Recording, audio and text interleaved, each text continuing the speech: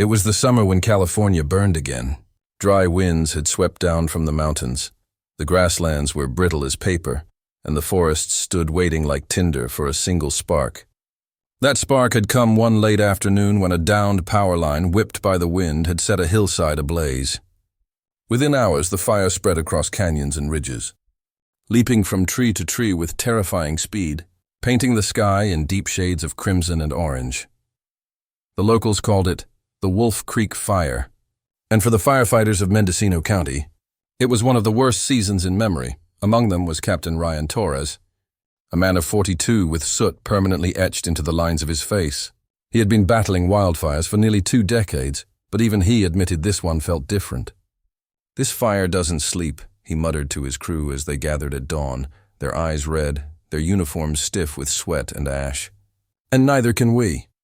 For 3 days, Ryan's crew and dozens of other firefighters had worked without pause. They hacked away at dry brush to create fire breaks, dragged heavy hoses over ridges, and stood in choking smoke that stung their lungs raw. Meals were a blur, a granola bar here, a half-warm can of beans there, and sleep came in 20-minute snatches on the hard ground beside their trucks. Still, they pressed on, knowing that just beyond the flames lay small towns, families, schools, and homes that depended on them. 30 miles away, in the quiet town of Redwood Valley, Maria Alvarez stood behind the counter of her small restaurant, La Cocina de la Abuela. It wasn't much, just a family-run diner with 6 booths, faded red leather seats, and the smell of spices and slow-cooked stews lingering in the air. Maria was in her late 50s, her hair streaked with gray and always tied in a bun, her hands strong from years of kneading dough and stirring pots. She had come to America from Mexico as a young woman, chasing a dream with nothing but recipes taught by her grandmother. Over time, her food became a lifeline to the community. Enchiladas after church on Sundays, tamales for school fundraisers, and steaming bowls of caldo de pollo on cold winter nights. That week, her diner was quiet. The fire had choked the skies with smoke, and families stayed indoors. Maria spent her evenings wiping tables that didn't need wiping and worrying about her neighbors who had evacuated their homes. On the 4th day of the fire, she turned on the local news. The screen showed firefighters slumped on the roadside, their faces smeared with ash, their eyes hollow with exhaustion. The reporter's voice cut in, "They've been working day and night to keep the flames from spreading into nearby towns." Many haven't had a hot meal in days. Maria set down her rag and stared at the screen. "No hot meal in days." The word struck her like a stone. She thought of her own sons, grown now, but once children who returned from school ravenous, always asking, "What's for dinner, Mama?" She thought of her late husband, who had been a volunteer firefighter in his younger years, and how he had always said, "You can't fight fire on an empty stomach," without another thought. Maria untied her apron, locked the diner doors, and began to cook. The kitchen came alive in a storm of activity. Pots clattered, the oven roared, and the warm smell of roasting peppers filled the air. Maria worked with the urgency of someone whose hands knew what kindness looked like. She pulled sacks of rice from the pantry, cooked pounds of beans, and rolled tortillas by hand. Into giant pans went chicken, beef, and vegetables, simmering with spices until the air was thick with the promise of comfort. She brewed pitchers of sweet hibiscus tea and filled containers with salsa that carried both heat and love. Her daughter Sofia, who helped at the restaurant, walked in and gasped, "Mama, what are you doing?" Maria didn't look up from stirring. "We're feeding them." "Who?" "The firefighters. Look at them, days with nothing but snacks." "They need real food here." "They need strength." Sofia hesitated.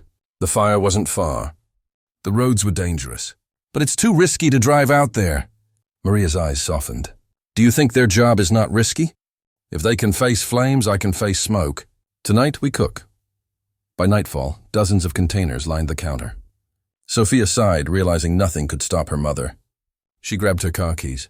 "Fine, but I'm driving." The road into the fire zone looked like a war scene. Ash drifted through the air like gray snow. The sky glowed orange even though it was nearly midnight. They passed families parked on the roadside, their cars stuffed with belongings, eyes wide with fear as they watched smoke creep over the hills. At a checkpoint, A weary sheriff waved them down. "Ma'am, you can't go any further." "The fire is active up ahead." Maria leaned out the window, her voice steady. "We brought food for the firefighters." She pointed to the trays in the back seat, steam fogging the lids. The sheriff blinked, surprised. For a moment he looked ready to argue, then his shoulders slumped. "God bless you," he said quietly, stepping aside. "Go on." "They're at the staging area 2 miles up." When Maria and Sofia arrived, the firefighters were sprawled on the ground near their trucks, too tired to speak, their bodies coated in soot. At first, they thought the women were evacuees seeking shelter, but when Maria popped open the trunk and the smell of hot food wafted through the smoky air, every head turned. Pian Torres, the captain, stood up slowly, wincing at the ache in his legs. "Is that real food?" he asked hoarsely, almost as if afraid to believe it. Maria smiled, her eyes crinkling. "Si, mijo." "Hot dinner. Come, eat." The firefighters gathered in disbelief. Some removed their helmets and wiped their faces with trembling hands. Others simply stared at the trays, eyes shining. Maria and Sofia set up a makeshift buffet on the tailgate of their car. They handed out plates of steaming rice and beans, chicken drenched in sauce, and tortillas warm from the pan. Ryan took the first bite, a tender piece of chicken wrapped in a tortilla. The flavors hit him like a wave, smoky, spicy, comforting. He closed his eyes, swallowed hard, and then laughed, a sound that startled even him. Around him, the crew dug in with a hunger so fierce it was almost reverent. One young firefighter, barely 20, whispered, "I haven't had a hot meal in 4 days." His eyes watered as he ate, not just from the spice but from gratitude. Another murmured, "This tastes like home." Maria moved through the crowd like a mother, pressing second helpings onto plates, refilling cups with tea. She touched shoulders, smiled, and said, "Eat, hijos. You need strength." Ryan approached her quietly. "Ma'am, I don't even know what to say." She placed a hand on his arm. "Don't say anything, just eat. Tomorrow you fight again, but tonight you rest with a full belly." That meal became legend among the crew. They said later it gave them the strength to push through the worst of the fire. In the following days, Maria returned again and again, sometimes bringing food from her restaurant, sometimes organizing neighbors to help cook. Others joined her mission. A bakery donated bread. A butcher gave meat. Families packed fruit and water. Word spread, and soon La Cocina de la Abuela became known not just as a restaurant, but as a command center of kindness. Firefighters stopped by whenever they could, hugging Maria, thanking her, sometimes leaving patches from their uniforms as tokens of gratitude. Weeks later, when the fire was finally contained, the crew invited Maria and Sofia to the firehouse. Ryan handed her a framed photograph, the firefighters sitting together on the ground, eating her food, smiling despite the soot and exhaustion. Beneath it, they had written, "To Maria, who fed our bodies and our spirits."